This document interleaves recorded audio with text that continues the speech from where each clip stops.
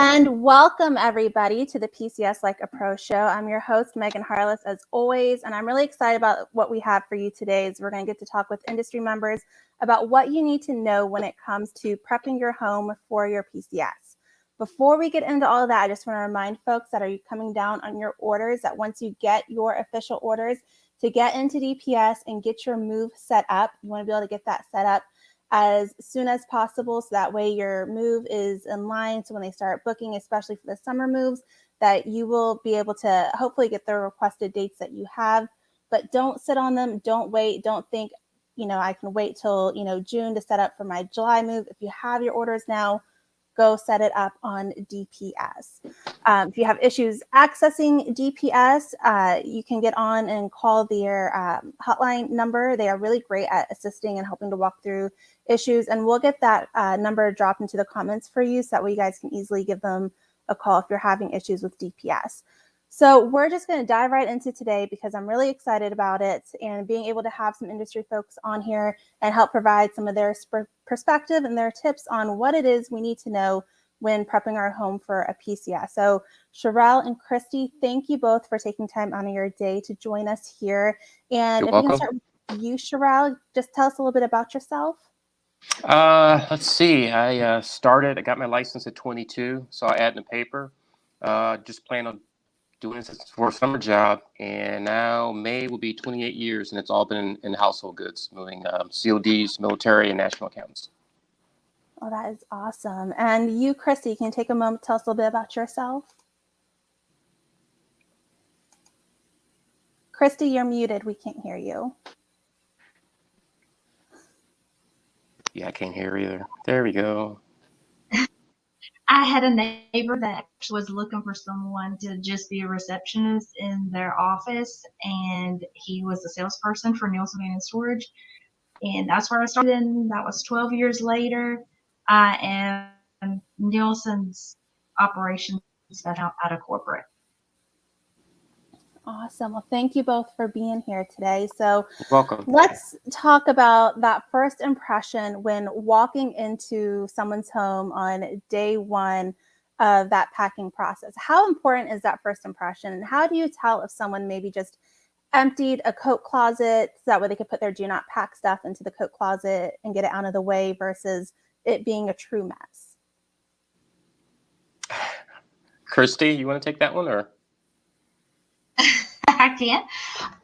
Whenever we walk in, it just sets the mood as far as if someone has, like you said, just emptied the coat closet and put their things in it, then that's okay. We understand that. And there's, of course, lots of room and everything looks organized, then you're fine. But as far as if it's a mess when it comes in, it's just, it sets a bad mood, and it takes longer, and it just shows that you're unorganized.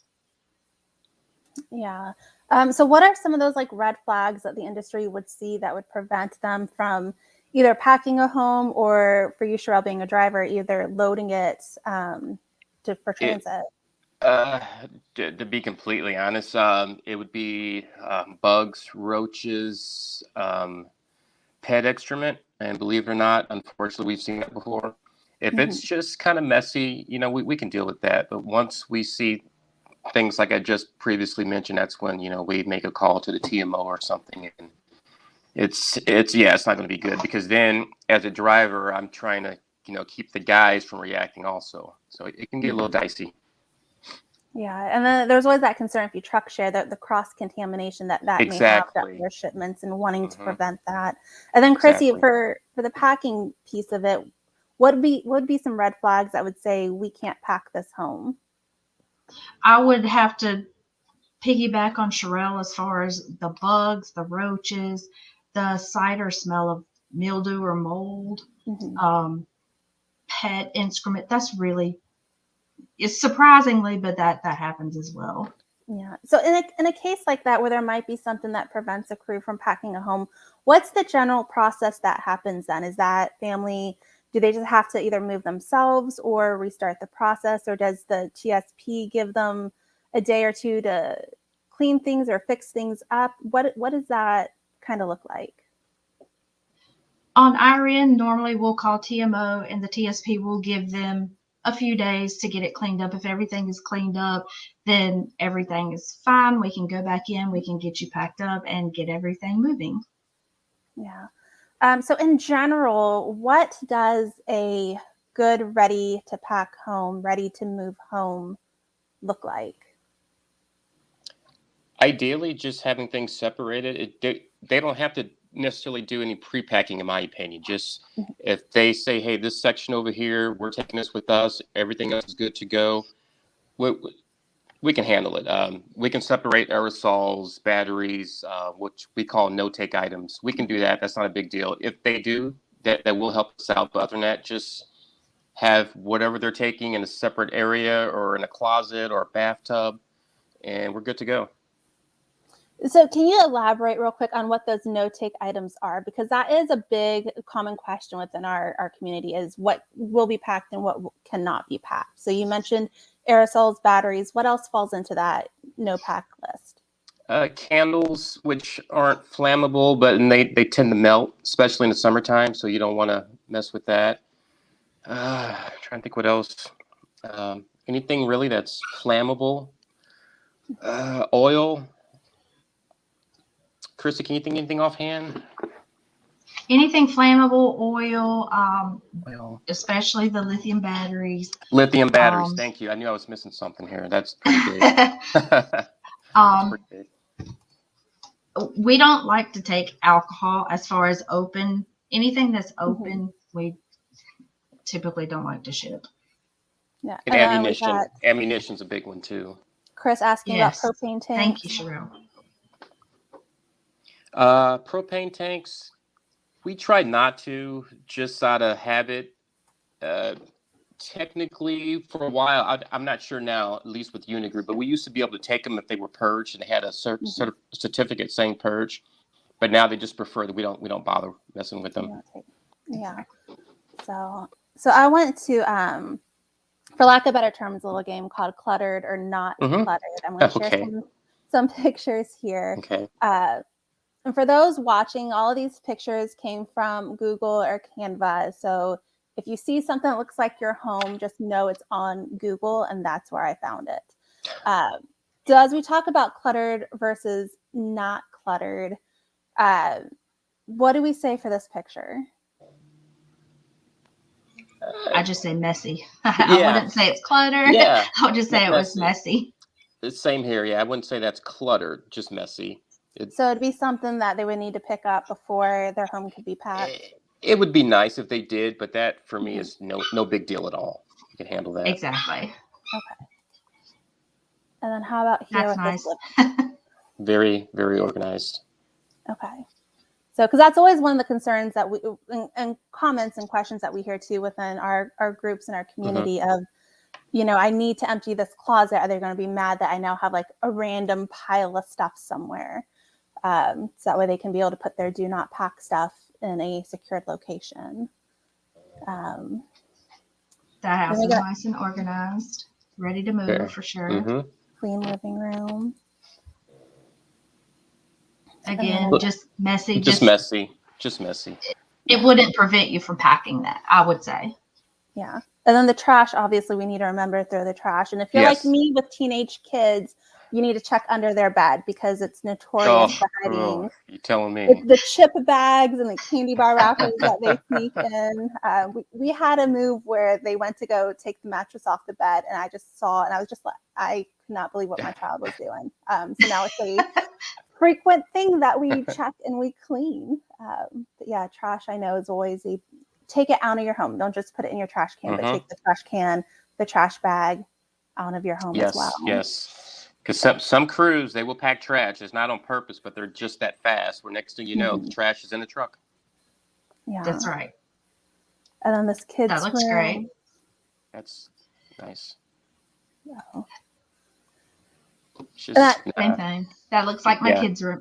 So I would say not a deal breaker. Not a deal breaker.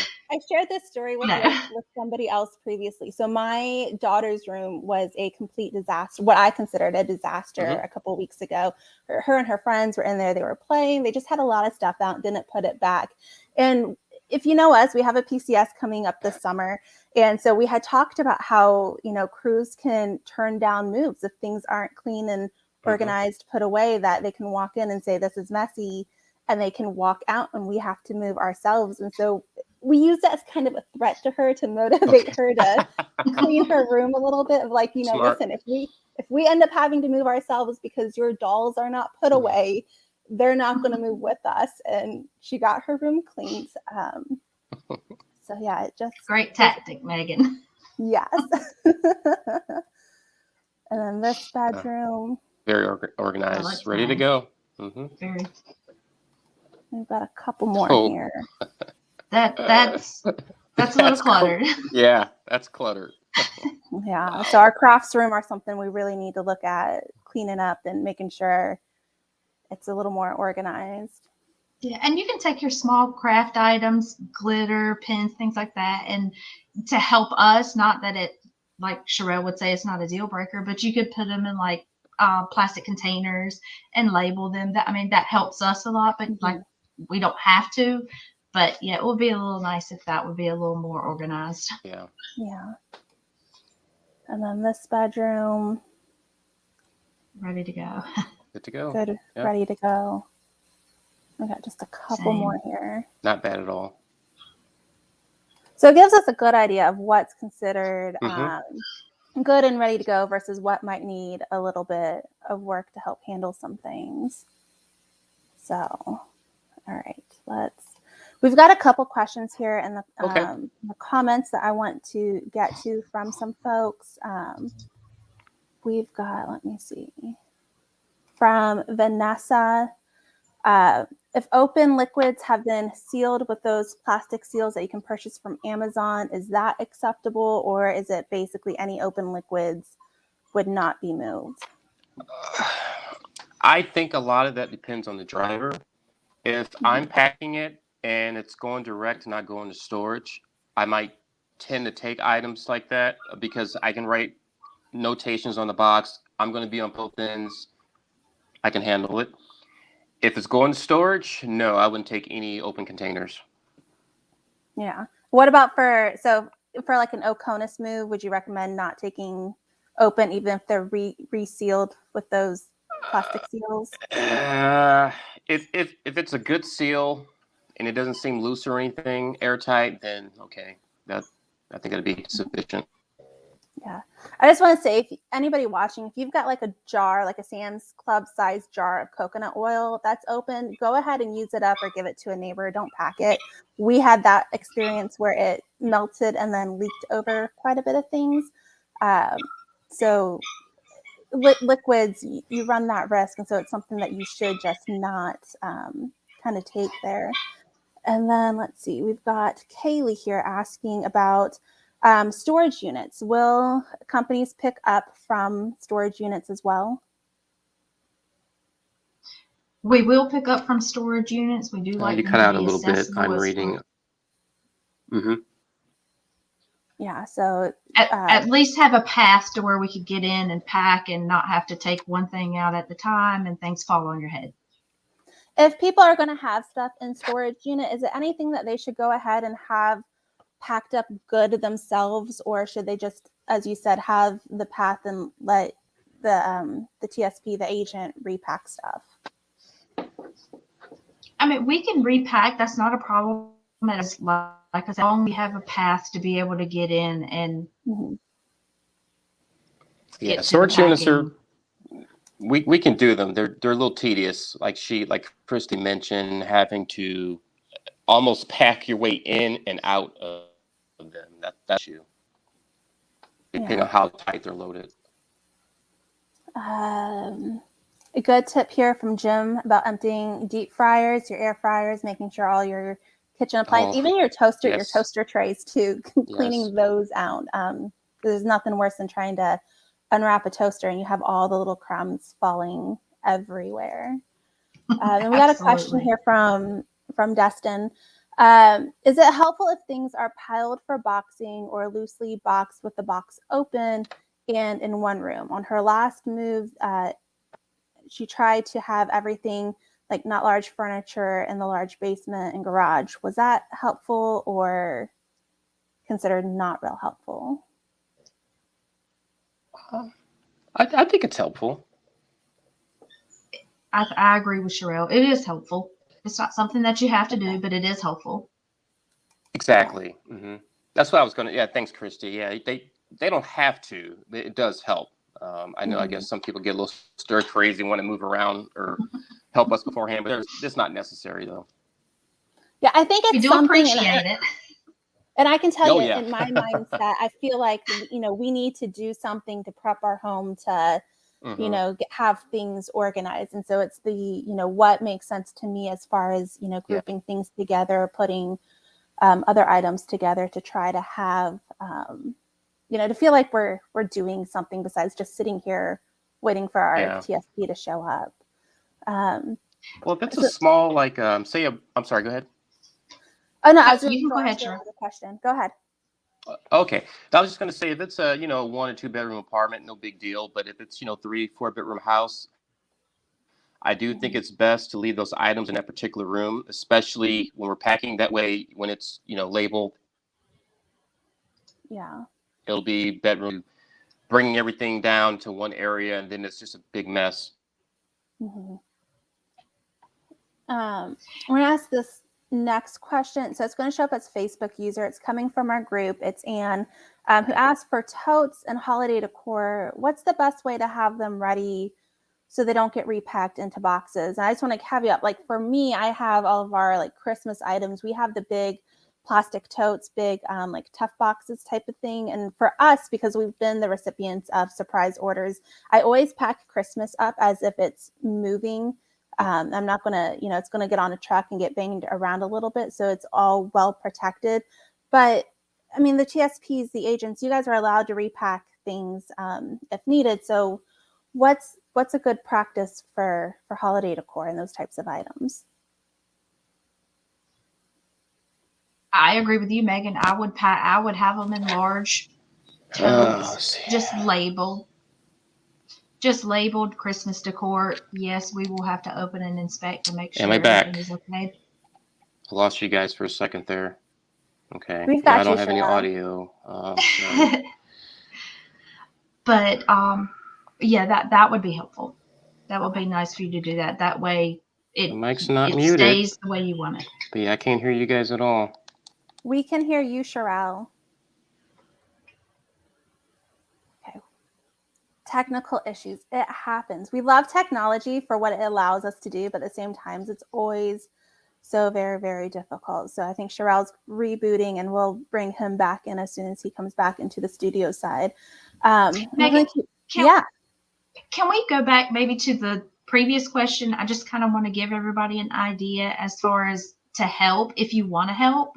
A big thing for the kitchen is, like, maybe if you want to help, you can wrap your silverware in your silverware drawers with maybe saran wrap so they don't go everywhere. That helps a little also. Or your knife blocks, things like that. That helps too if you want to help. Like I said, you don't have to, but that's just some ideas. Yeah. Hey, Sherelle. Hey, I'm back. I can hear you guys now. Yay. Strange. Very strange. So technology loves to fail us sometimes. So it's all... My apologies. I'm sorry. It's all good. So we've got this question here from Shannon. What about food storage? Do they move opened food items like flour bags or things like that? Again, I think that depends on the driver. If it's going door to door, I'll do it. If it's going to storage, nope. Yeah. So anything that's generally opened, food-wise or cooking-wise of some sort, you don't really want that. No. That going. Just it can go bad. It can possibly cause mold or other infestations, bugs that are coming. Attract bugs. So yeah. It could spill onto your other items and cause damage to even other boxes. If you have like you said, the coconut oil, if that spills out, that could go through one box into another box onto your other items as well. Yeah, for ours though, the coconut oil went through the box and onto the side of our love seat, and oh wow, basically soaked into our love seat. So when our love seat came off of the truck and they set it down on the driveway, all of the coconut oil then poured out of our love seat. Oh no. Yeah, it's so thin. Coconut oil, cooking oil, bleach is another too. It's thin and it will go through pads and boxes and damage a shipment. Yeah, so a lot of great questions coming in, everybody. So if you've got more, keep dropping them. We'll get to them as we are able to. But I wanted to ask, so we touched on it some, talking about the pre-packing as a way to prep the home. And like for me, I love pre-packing things. I love like I put plastic wrap like around our knife block or our silverware tray, so that way I don't have to rewash it. I don't have knives falling out, stabbing me in the toe. That's smart. Put our office supplies, all the million paper clips and pens into Ziploc bags, some of the small toys we put into Ziploc bags. So is this a practice that the industry would enjoy seeing, or is it something that they would rather us not do and just leave things as is? Oh, it's great. To me, for us, it will be a great help. Especially again, knives. Nothing that you would have to do. Absolutely. Right. Nothing that you would have to do, but it helps. It will help us, and we love to see that, and it helps you on the opposite end as well. Yeah. So, I mean, especially in my PCS group that I run, we always talk a lot about pre-packing because, again, it feels like for us, it's at least one of those things where while we're waiting to move, and it's something that we can do to feel like we're helping the process or feeling involved in it. And for me, it gives my kids something to do for them to understand, like, your entire Lego set cannot come in the car with us. Let's go pack it up and make sure, we're not going to lose any pieces. That's always a big thing in our family. So if a family does come down on those surprise orders or those short notice orders and they feel like they need to do something, what would be something that you would want them to focus on in preparing for their move? For me, it would just be, just declutter and separate, as much as you can. I mean, we understand last minute things come for you guys, and you have enough stress. Or depending on, who it's booked through, sometimes the service members are required to service their washer and dryer or weight equipment. Doing that ahead of time to help instead of trying to, service the washer and dryer on the day to move. Things like that. That could be done beforehand. It helps save time with us. Yeah. So with the washer and dryer, generally, how many days prior to them moving should they stop using the washer? Should they drain the hoses and have that taken care of? If they can drain the hose, that would be helpful. If not, I mean, we can get out as much as we can. But after what you would like to do once it's turned off is run a spin cycle a few times. It'll help get the excess water out. Some people use a shop vac and literally suck as much water out as they can. But as long as it's unhooked, we can manage to get it outside and kind of tip it and get some of the water out. And then another big question that comes into our groups a lot is the front load washers and the shipping bolts. The shipping bolts, that's something that's the customer responsibility, right? That they need to be able to get those and they need to be able to put it in themselves. It's not something they should just wait and expect their driver, their crew to do. Okay. And they're not all universal either. So you want to try and if service members don't have them, definitely try to order them before we get there, because just going to Home Depot, you can't always find what you need. Yeah, so definitely. And then you also mentioned about gym equipment. I know, like, outdoor equipment, like playgrounds and trampolines are like the customer's responsibility to disassemble. What about gym equipment? If you have like a squat rack or a pull-up bar, is that something that the customer needs to disassemble, or is that something that'll be okay to kind of take as is? If it can manage, depending on where it's at, plays a huge factor in that. If it's in a garage, no big deal. If it's in a basement and it looks like we won't be able to take it out, then that it needs to be at least broken down or disassembled enough to get it through the door and up the stairs. That's good to know. We have a small home gym in our garage, and we added, because of COVID, we added on to it, of course. And so now I'm pretty sure we're probably going to be close to our weight or overweight because of that. And I just blame my husband. So if he's watching, I love you, but it's your fault. All that good stuff, right? So Sherelle, I really wanted Mhm. to ask you this, since you're a driver and can help Yes. provide this perspective to our community. It's about families and truck sharing. Okay. I know for us, being where we're at in our stage of life, like we take the entire giant semi now, mostly because of our home gym and our small library. But some families do have to truck share, and there's always a concern about shipments getting mixed up, that, you know, so the first load getting delivered might end up with a couple of our boxes, or we might end up with a couple of somebody else's boxes. So what should families see happening or actions being taken if they have to truck share to help ensure that prevention? Oh boy. Well, my trailer is 53 feet long, and the cubic feet inside is 4,200 cubic feet. And we get paid by weight and distance. So as a driver, we want to maximize every little bit of that space. When it's possible, I try to build a wall, plywood, decking bars. If I have to mix, I try to use some kind of technique to differentiate between the two. One of your pictures, you saw the blue X's, the I'm painter's bringing tape. it up right Okay. here. So those are two different shipments. I got to a point to where one shipment ended, and I had to start loading my next shipment. All the pieces that have X's on them, that was my new shipment. So once we come to that point, I tell my crew, let them know that whatever has an X on it, that comes off the truck. If it doesn't have an X, that stays on the truck. That's the next shipment. Some guys will use different color rubber bands. Some will, a lot of pads are dark on the outside, light on the inside. They will reverse the pads. Markers, depending, magic markers.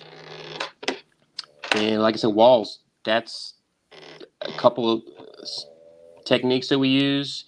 And some drivers are going to crucify me for this, but at destination, checking your shipment off, just not assuming that it's all there. I mean, that's the best way to make sure everything is there. Yeah, and that checking the numbers off is a big thing that we tell with our community too, is that you should be right there by the truck or at the entry point with your clipboard, your inventory, your bingo sheet, whatever it may be. And as the items come off, or as they come in the entry point, they call off the number and you check it and make sure that it's all there to be able to know if something is missing, you know what it is. Even for us, I know we fill a giant semi truck and we still sit there and it looks like everything's there because it's still a full semi truck of stuff and it's showing up. and it's But completely up to you. This shipment here, where you can see the wall built, that was a lieutenant commander. I moved a couple weeks ago from the Navy, and he saw us loading and he saw the wall. So when we delivered, he was comfortable with us just taking it in. So, and I did tell him, you know, that's your option. He goes, nope, I saw you guys load it. It's fine. But yeah, especially if a shipment goes into storage and it's coming out, you definitely want to check that shipment off. And like you mentioned, it's helpful to us if whoever's doing it stays right by the truck or stays by the front door. Don't play on the phone. Don't go in the backyard hanging out. Like, they need to be right there on top of it. Yeah, no, absolutely. And then I just wanted to quickly throw in here, as we're talking about truck sharing, a question from Destin is, what happens if you truck share with a home that had a lot of cat pee on their stuff that once happened to them? So if there's a situation, and maybe not just this with the cat, but maybe, you know, maybe it's bugs or something, can the company, is there a remediation process that can happen with the shipment to have stuff cleaned before it arrives, or how does that generally go? More for Christy. That's above my pay grade. Can you repeat that question? So for Destin's here, you know, is what happens if you truck share with a home that had a lot of cat pee on their stuff? Maybe it's not the cat issue, but it's with, you know, bugs of some sort. Can shipments be remediated or treated for those issues before they're delivered to someone's home? That is definitely a claims question, and I do not, like, I'm not a specialist in claims, but I would definitely get in contact with your TMO ASAP. Yeah. Destin, we're going to have a show about claims coming up here in a couple of weeks, and I will get your question written down and we will ask about it with those claims folks when we have them on in a couple of weeks, because that would definitely be something good to know. Let's see. And thankfully, I've never experienced that. I've been able to catch something before we even loaded the truck. So yeah, that's the hopefully goal, that is that you catch it Catch it, beforehand. yes. That way it doesn't. It's prevention. Yeah. A big thing with moving with all of it is prevention. How do you prevent things from either breaking in process, preventing the mold, preventing whatever could go wrong from going wrong, to having a smooth move. So I just want to say thank you both for being here today. I know we asked a lot more questions from our audience than what we had originally planned to. I'm glad for everybody watching, asking your questions, why we have the experts here to help us nail down what should or should not be done when it comes time to prepping our homes. So join us again next week. We're going to be talking to a AGR National Guard spouse about the issues that they have when they PCS in their community building. So join us again next Wednesday for that as well. Sherelle, Christy, thank you both so much for taking your time for being here today. I know you both are very busy, have a lot going on. I just appreciate you coming and sharing. You're welcome. You're very welcome. The industry perspective. Thank you guys for having us. Yes, thank you so much. And everybody else, we will see you again next week then. Thank you. Bye.